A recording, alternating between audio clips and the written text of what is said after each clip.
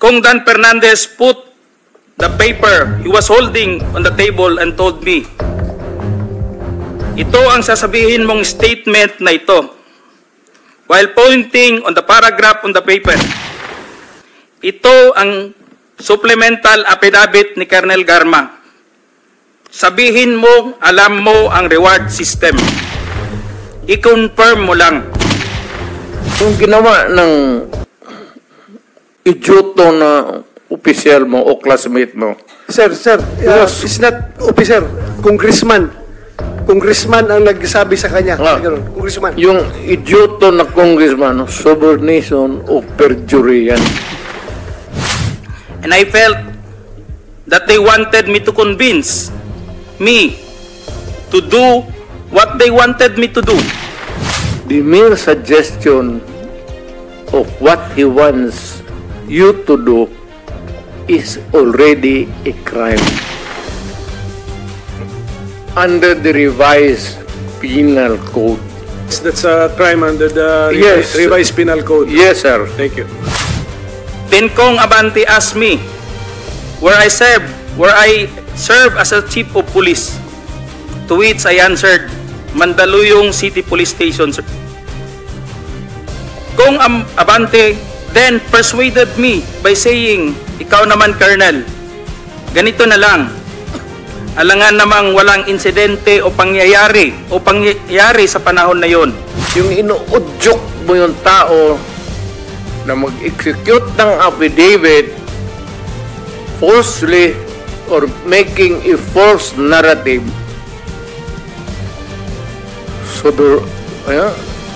sovereign of perjury. Yes. Kali, gusto ko lang habulin yung congressman. Parang papailan ko ng kaso. Pato will now ask questions of Colonel Grijaldo. Yeah. Yes, thank you, Mr. Chairman. Colonel Grijaldo, isa ka sa mga pinapatawag doon sa hearing sa Quadcom. Yes, Your Honor. Well, pwede mong i-share kung anong gusto mong i-share dito sa committee na ito? Yes, Your Honor. Right. Mr. Chair, Your Honors, sa ating lahat, magandang hapon. Allow me to read my opening statement. Matapos ang House Quadcom hearing na umabot ng 14 hours, dumating ako sa bahay ng madaling araw ng October 23. Kasagsagan ng bagyong Christine. Hinihintay ako ng aking pamilya at nag-aalala at di nakatulog hanggang safety akong makauwi. Dala-dala ko ang masamang karanasan at hinanakit sa pangyayari, pero di ko agad nasabi sa aking asawa. Hanggang lumipas ang ilang araw, napansin niyang matamlay at di ako mapakali. Di ko matiis na di ko sabihin sa kanya, kahit alam kong apektado siya at may nervyos ang pag-usapan ay tungkol sa trabaho ko. With great courage, I confided everything to her. Kahit ito ay malaking problema, and it will affect us, and it will change on our normal and simple life. My career for almost 30 years of service, our personal and family safety and security, and maybe I will be condemned or be ostracized. My wife hugged me and started to cry and asked me why. I told her patagal na tayong nagsusumikap and we have to be strong and survive together. Mauna ni ang panahon nga magpakabanata means makialam. Lisod maging witness rata o maging innocent bystander. Maangol gyapon ta o maging casualty tayo. Gipasabot nako sa iya ha. I have to explain to her. Kailangan naay mo barog sa kamatuoran. There must be someone to rise up to the occasion. I told her that I have the moral obligation and a call of duty to uphold as police officer. In the eyes of God and in the soul of man, I have to say this, even God was betrayed 3 times.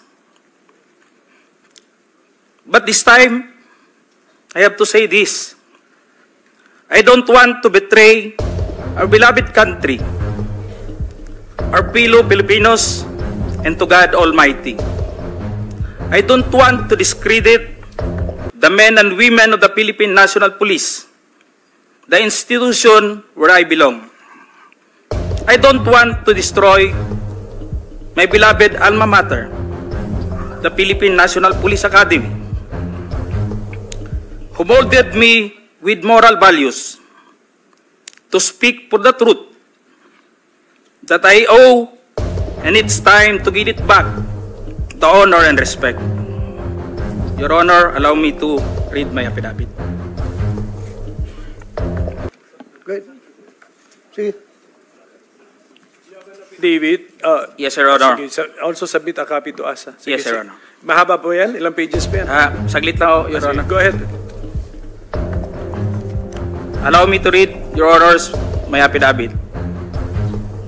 I, Police Colonel Hector U. Grijaldo, 3rd Level Officer, presently assigned at Personal Holding Administrative Unit, Camp Crame, Quezon City, after duly sworn to, under oath and in accordance with law, do hereby depose and states that I have been dedicated to public service for almost 30 years. And since I took my oath as cadet on June 1, 1995, on October 16, 2024, I was again invited as a resource person in the 9th Joint Public Hearing of Committees on Dangerous Drug, Public Order, Safety and Human Rights, and Public Accounts of the House of Representatives scheduled on October 22, 2024 at 9:30 a.m. I, together with other invited PNP personnel, attended said joint hearing in the House of Representatives. After I answered questions related to extrajudicial killings and the reward system, I was approached by a security personnel while I was seated in one of the witnesses during the hearing. The said person told me that I was summoned by Congressman Dan Fernandez. I went out of the room with the security personnel. When we were outside, he told me to go to the left corridor and proceed straight to the end room. While walking, I saw other witnesses who were standing in the corridor, including my classmate, Major Portalesa, and Captain Anova, who was wearing PNP uniform, and the latter acknowledged me by saluting. When I entered the room, I saw 2 lawyers of Police Colonel Garma standing inside the room. One of the lawyers approached me and then asked me what we are going to talk about. I said I do not know. After a while, Kong Dan Fernandez entered the room and he asked me to sit beside him on his right side. And then Kong Abante entered the room, sat far end of the chair on the right. One of the lawyers of Police Karma stood near at my back. Kong Dan Fernandez put the paper he was holding on the table and told me, ito ang sasabihin mong statement na ito, while pointing on the paragraph on the paper. Ito ang supplemental affidavit ni Colonel Garma. Sabihin mo, alam mo ang reward system. I-confirm mo lang. Kong Dan told me to read the said affidavit. However, I asked the copy of affidavit he was showing to me to read it. He did not give it to me. The lawyer of Police Colonel Garma said, ikaw lang ang pwedeng magsabi niyan, sabi ni Colonel Garma. I was puzzled and I asked myself, why me? I respectfully told him that I cannot confirm. They are saying as I have not read the affidavit. We went silent for a while. And then Kong Dan Fernandez said, while holding the affidavit, saan ka pwede?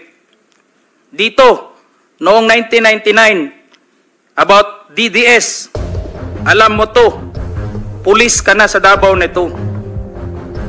I politely told him that I was not still with the PNP because I was working with the Bureau of Jail Management and Penology in 1999 that time. After some time, Kong Abante asked me how many years do still I have with the PNP. I answered, I still have 4 years before my retirement. Then he made a remark, pwede ka pang maging general. I humbly responded to him, masaya na ako sa ranggo ko, sir. Pagkatapos nito, sir, uuwi na lang ako. At magtatanim na lang ako ng kamote sa amin. The cordial conversation between us continued. And I felt that they wanted me to convince me to do what they wanted me to do. Then Kong Abante asked me where I serve as a chief of police. To which I answered, Mandaluyong City Police Station. Kong Abante then persuaded me by saying, ikaw naman, Colonel, ganito na lang. Alangan namang walang insidente o pangyayari sa panahon na yon. I answered, and I served as a COP in Mandaluyong during the COVID-19 pandemic, and there were less crime committed. And we did not receive any reward from anyone. I added that we only received funds, additional MOA or support fund from the Peace and Order Fund of the LGU. I then respectfully told Kong Dan Fernandez that anybody can debunk my statement if I confirm the testimony of Colonel Garma about the DDS in 1999, since I was not a member of PNP at the time. And I have no personal knowledge as to the reward system. Additionally, I said, the work of the policeman are noble and requires great sacrifice, even without the reward or award. It is our moral obligation and a call of duty to serve our country and people. Then Kong Dan asked me, si Colonel Garma, anong masabi mo sa kanya sa Barayuga? I politely told him I cannot comment on the case. When I respectfully answered him, Sir, mahirap yan. Kasama kami sa nag-iimbestiga. At hindi ko alam kung anong kinalaman niya at may investigasyon din sa amin, baka ma-incriminate ako, sir. After the discussion, they did not give me a copy of the second affidavit of Police Colonel Garma. I felt that I disappointed them.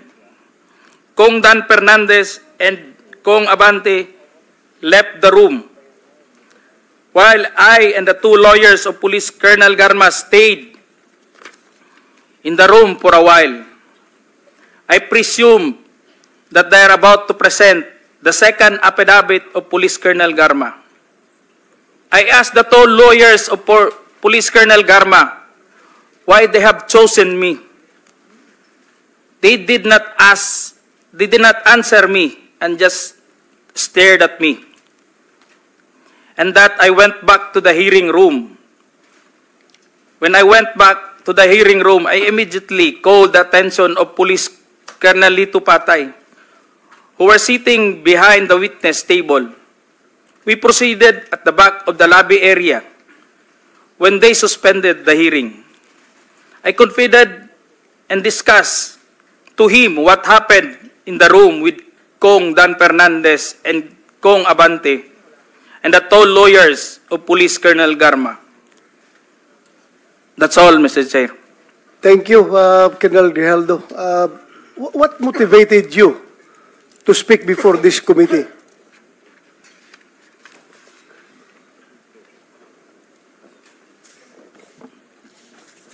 The time, Your Honor, I was insulted and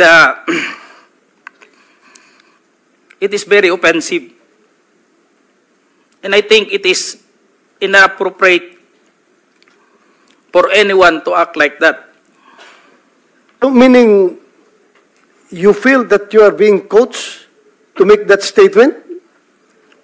Yes, Your Honor. I feel I've been corrupted to make that statement, Your Honor. Bakit? Just because at that time,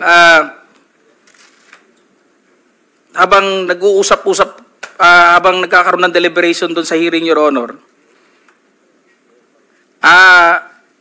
hindi ko alam kung may present nila si Colonel Garman at that time, Your Honor, na mag-aano nung second supplemental, ay yung supplemental affidavit niya.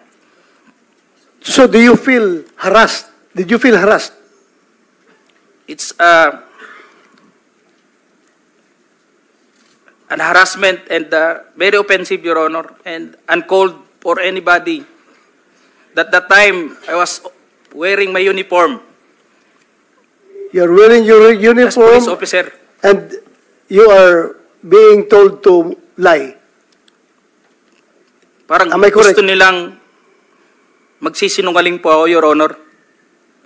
So, Colonel Grijaldo, I would like to thank you for your courage. I'm sure maraming police ngayon nanonood, and if you have observed, mabuti na nagsalita ka, dahil if you have observed the way they are treating policemen in the Quadcom, it's very hard. I feel them. I feel them. Because naging police din ako. Kapag sasabihan ka lang, answer yes or no. You can only answer yes or no. You're not allowed to explain yourself. So, para bang you are being deprived. You are being deprived of your right to explain yourself. Kaya, lalong-lalo na kapag ikaw ay tinuturuan na itong sasabihin mo, itong paragraph sasabihin mo, o dito, pwede ka ba dito? So, that's very inappropriate and it's very irregular for a lawmaker making an investigation in aid of legislation to make that kind of approach to a resource person na parang pinipilit na itong sabihin mo, iko-coach ka, ito, pwede ka ba dito? Parang lumalabas na meron talaga silang preconceived na goal na kung anong dapat lang mahit dito, kaya ginaguide yung magiging statement mo. Am I correct? Yes, Your Honor. So ngayon, Mr. Chairman, kung nakikinig yun ang Philippine National Police, lalo-lalo na yung liderato ng Philippine National Police, I don't know what's his reaction with the statement of Grijaldo, because Colonel Grijaldo is just, I congratulate him for being so courageous enough to speak up for the truth in behalf of all the policemen na parang winawalang hiya. sa mga tao na dapat hindi magwalang hiya sa inyo. Ay, kung nakikinig yun ang CPNP, I hope this is your person, this is your man. Dapat depensahan ninyo ito. Huwag ninyo itong ilagay sa litsunan. Huwag nyo ilitson itong tao na ito. Because he's standing for the PNP. Na dapat hindi ganun ang treatment ng mga resource person pagdating sa investigation. Kasi parang ang baba ng tingin sa inyo, nag-iimbestiga sa inyo. Yun lang ang nakikita ko. Masyadong mababa. That's all, Mr. Chairman. Thank you, Congratulations. And we'd like to thank you for standing up. Your time has also expired. But sige, the long and short of it, yung may maikling kwento, kasi hindi ko naman napanood buong Quadcom, kayo ba ay tumistigo sa Quadcom din, finally? Nagsalita rin kayo ron? Yes, sir. We were already at the... Nag-affidavit ka doon? Nagsabit ka Wala po kaming Wala ka na. in-affidavit. We're just... So, ilang speaking tanong lang to ang the sinagot mo persons. doon? Ilang tanong?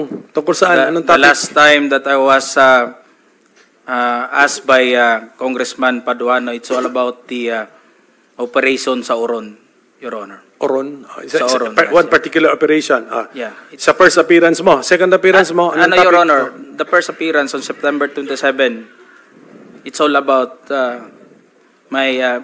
about EGK that time, Your Honor. Sige, basta wala kang affidavit, so makikita No, Your na Honor. natin. Okay, so, my colleagues, the President is getting tired. So kung meron tayong questions for the address to the former President, tanungin na lang natin. Sir, okay ka lang, sir? Sir, I'm good until 4 o'clock. Yeah, I know. No, 5 na, sir. 5 na. Totoo, sir. 4 a.m. 4 a.m. He's referring to 4 Hindi ako a.m. nagpapatawa. Yes, I know that, Mr. President. Mr. Chairman, Okay, so- just to clarify, and I hope I didn't miss anything. When Colonel Grijaldo made mention about him being asked to lie and being asked to be influenced by a legislator, he is by himself, Mr. President. Can you answer the There's question? no one in the room who can Witness. Sino daw naka-witness ng Is exchange there na yun? anyone, sir? At present the time, the two lawyers of Colonel Garma, they were on the right side of at the back that time, Your Honor, because it was discussed in the table on this place, and it was shown to them also. It can be seen by the two lawyers, because we are only 5 in the room, Your Honor. And seen and heard Yes, Your Honor. the words that you uttered a while ago. Just because one of the lawyer reacted when I refused to confirm the statement, because the holdings of this paper, Your Honor, like this, it was on the second page, and I've seen some notes or names, and my name was indicated in that statement. So when I rejected, or I don't want to say rejected, parang nag-explain na ako na hindi ko kayang i-confirm yung statement na yun. And what was the Sabi niya, reaction again? kaya- The reaction of the lawyer said, Hindi na rin sila umimik, Your Honor. Kasi yun lang naman gusto nila na mag-collaborate do sa statement na pinabit ni Colonel Garma. thank you, Mr. Okay, Chair. so can we now entertain questions directed to the former President? Ano, sir? You're right. Wait a minute. Yes, Mr. sir. President raising his hand. Yes, sir. Thank you for giving me the time. I'd like to ask the Colonel, sino yung idiot na superior mo? What is the question, sir? Who is the superior of... Yes, the one who... Alam mo ano ang ginawa nung ulol na yon? Subornation of perjury. That is a crime. Tingnan mo sa revised penal code.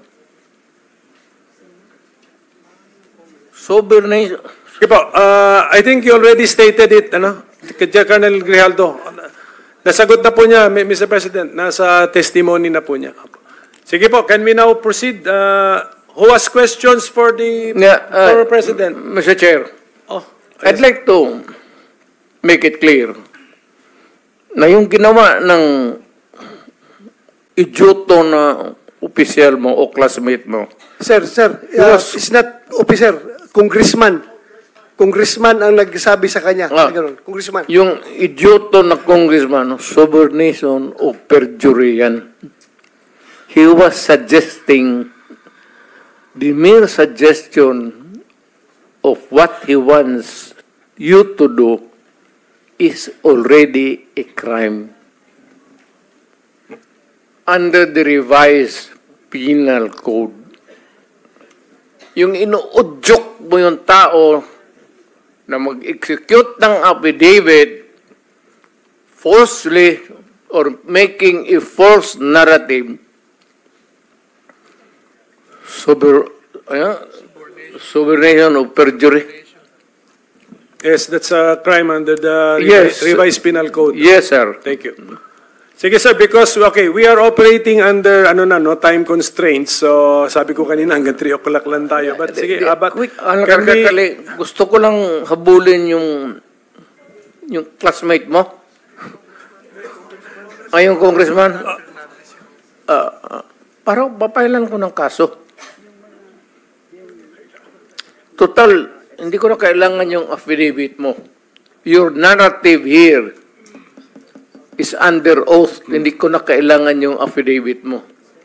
All I have to do is to take out your statement, the basis of filing a case of subornation. Our transcript of records will be available to anyone who will request, Mr. President.